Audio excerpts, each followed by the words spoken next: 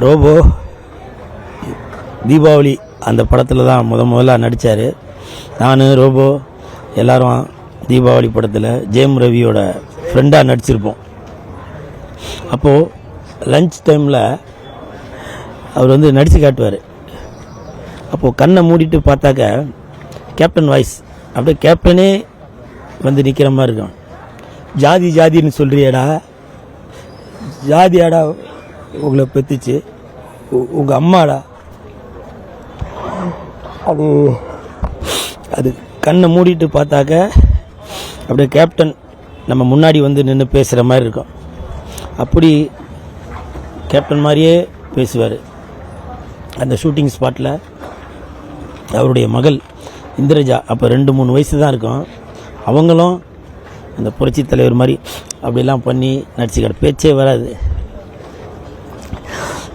அப்படி பார்த்த ரோபோவை இன்னைக்கு சடலமாக பார்க்க வேண்டிய சூழ்நிலை.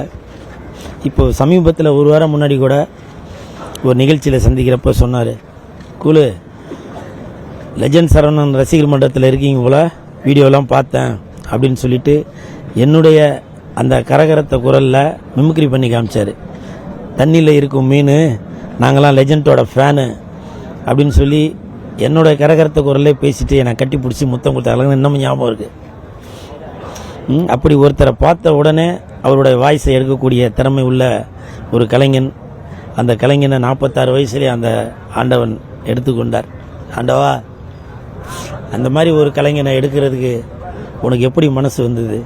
இனிமேல் இந்த மாதிரி ஒரு கலைஞன் உனக்கு வேணும் என்றால் என்னை எடுத்துக்க.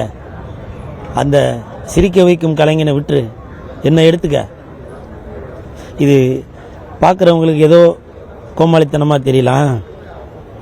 இதுதாங்க அன்புன்றது. ரசிகர்கள் இன்றைக்கி எவ்வளோ பேர் பார்த்தீங்களா? ஒரு பெரிய கலைஞர் மறைந்தால் கூட இவ்வளவு கூட்டம் சேருமா என்பது தெரியல. இந்த தெருவே நிரம்பி வழியுது, அவ்வளவு கூட்டம்.